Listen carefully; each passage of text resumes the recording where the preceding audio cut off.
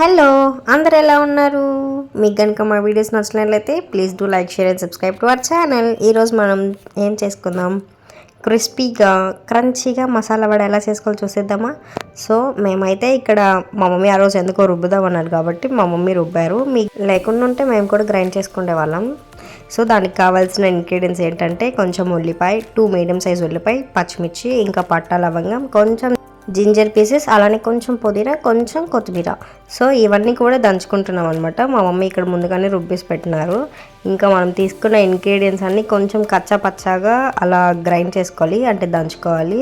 మనం ముందుగా కట్ చేసి పెట్టుకున్న పుదీనా ఇంకా కొత్తిమీర బ్యాటర్లో కలిపేసుకోవాలి, అలా ఏం దంచుకోకూడదు అది. సో ఇక్కడ మనం ఉల్లిపాయలు అన్నీ కొంచెం కచ్చా పచ్చగా వేసుకొని, సాల్ట్ వచ్చేసి ఇది మనం బ్యాటర్ని రుబ్బుకుంటున్నాం కదా ఆ టైంలోనే సాల్ట్ వేసేసుకోవాలి.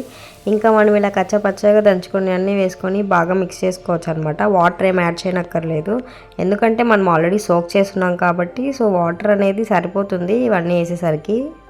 సో మేమైతే ఇలా చేసుకుంటాము. మీరు ఎలా చేసుకుంటారో let me know in the comment section. So ఇంకా తర్వాత ఇది ఆయిల్ కొంచెం హీట్ అయిన తర్వాత మీరు ఫ్రై చేసుకోవచ్చు. ఇది మరీ టూ హై ఫ్లేమ్లో హీట్ చేసుకోకండి, మీడియం టు లో ఫ్లేమ్లో ఉన్నట్టుగా హీట్ చేసుకుంటే మీకు క్రిస్పీగా ఉండే మసాలా వడ రెడీ. మీరు కూడా నా అలాగే సాస్ పిచ్చోళ్ళు అయితే మయోనీస్ ఇంకా కెచప్తో combination it was too good. Try చేయండి. వెళ్ళొస్తాను మరి, బాయ్ బాయ్.